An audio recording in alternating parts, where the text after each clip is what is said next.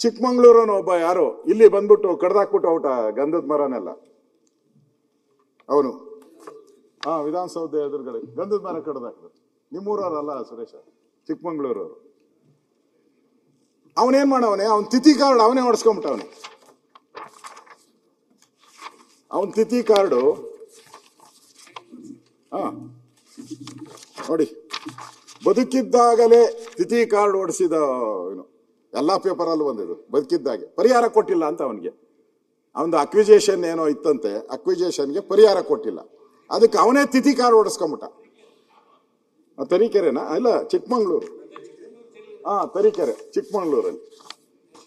ಅಂದ್ರೆ ಸರ್ಕಾರದಿಂದ ಹಣ ಇಲ್ಲ ಅಂತ, ಸರ್ಕಾರದಲ್ಲಿ ಹಣ ಇಲ್ಲ ಅಂತ ಹೇಳಿಬಿಟ್ಟು ಅವನೇ 10 ಗಂಟೆಗೆ ಅವನ್ ಹಾಕವನೆ, ಬೆಳಗ್ಗೆ 10 ಗಂಟೆಗೆ ಬಂದ್ಬಿಡಿ ಭೋಜನ್ಗೆ ಹಾಕ್ತಾವನೆ.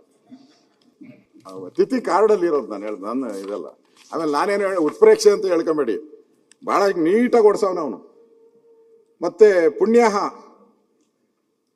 ಮತ್ತೆ ಸಮಯ ಪುಣೋಜನ ಎಲ್ಲ ಹಾಕ್ಬಿಟ್ಟವನೇ ಅದರಲ್ಲಿ ತಿಥಿ ಕಾರ್ಡಲ್ಲಿ.